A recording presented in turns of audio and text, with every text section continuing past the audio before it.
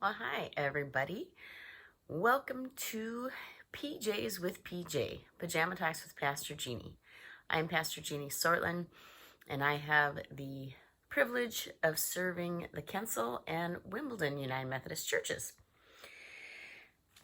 And today, on our little informal pajama talk, I want to talk about gratitude. And I know when our governor spoke, Governor Burgum, throughout the pandemic updates, which now I think we're down to once a week instead of daily. So I'd say that's pretty amazing progress. But he always has a time for gratitude because gratitude does set our mind on the things that matter. And that is something I've really had to be working at with some of the pressures that I've been feeling with different things lately.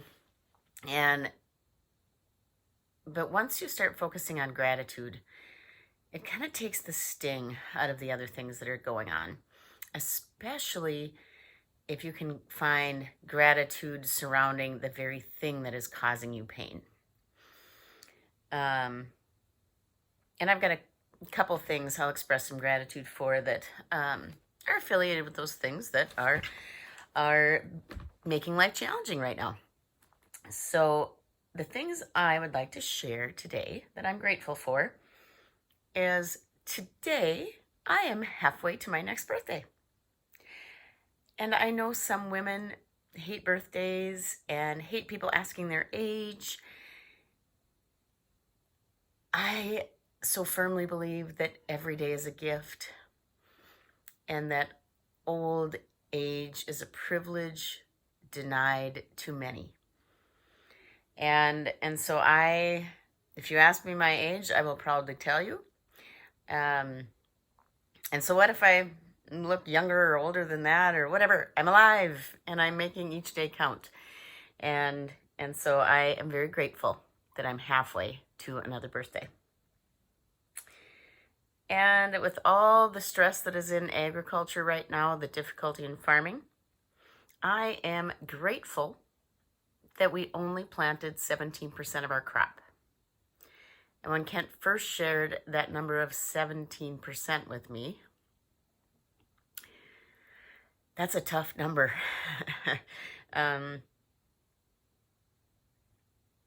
Because farmers don't farm for programs, for protection, for insurance.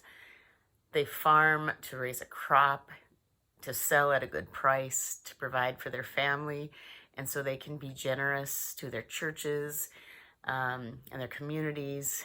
And at 17%, you have to dig deeper. So that was a pretty tough number. But over the weekend, on already such wet and soggy fields that you can't even get in them without getting stuck. You know, we can't combine last year's corn because we keep getting stuck, even on the higher parts. And over the weekend, we got 3 inches of rain on that already mucky ground. And Kent and I took a moment for gratitude because he had questioned if he had really been in tune with God in listening to what everybody was telling him, what all the numbers were telling him. His agronomist told him, stop working so hard to plant because that's just not the way you do it. And so we both felt gratitude that he had exercised wisdom. And so for all of you that worked hard and now your crops are flooded, we feel for you. And I'm also glad that for some of the things that we're dealing with in our family, with our children and me, that there are resources available that provide help and that provide hope. And also that I have wonderful friends that support me by prayer and presence. I also have to thank, I've got a wonderful joint staff parish relations committee that helps care for me as their pastor, and they've been very compassionate and supportive in all that I've been trying to balance and juggle, and I'll use juggle because there's no balance. And the other thing I'm grateful for is that we took a little trip. Well, I shouldn't say trip. We went to Fargo. So an hour and a half drive. But Tylea played softball Saturday and Sunday. And we decided to kind of make a mini vacation of it, stay at a hotel. And it was really good for our family. We didn't hardly do anything. But it was just quiet. And we were together. And we were away from the normal happenings of home. And I did feel that there was maybe a little more harmony in our family than there has been. And so today I want to share with you Psalm 133, which talks about the blessedness of unity. Because I am grateful that I felt like my family was more unified. How very good and pleasant it is when kindred live together in unity. Okay, so think about this as more than just immediate family as well. It is like the precious oil on the head. Okay, and here we're talking about anointing oil, and anointing means healing or, called. I should have looked that up, but I'm pretty sure that I definitely know that, when oil is used in these things that we're talking healing. And so it is like precious oil on the head, running down upon the beard, on the beard of Aaron. And when these Psalms were written, Aaron was the high priest.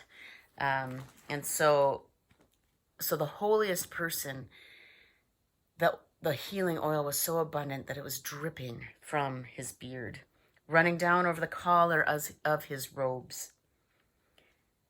It is like the dew of Hermon, which falls on the mountains of Zion. And Zion is a physical location, but it's also used when we talk about heaven, the dwelling place of God. So where God is. For there the Lord ordained his blessing, life forevermore.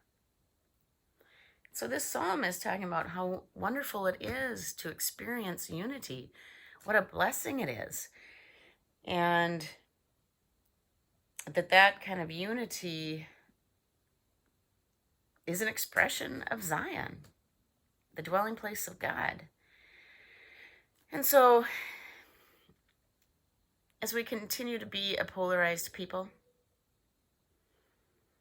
I ask you to think about unity and dwelling in Zion before you respond. And maybe instead of responding, you take a few minutes to just be grateful for the blessings that you have in your life.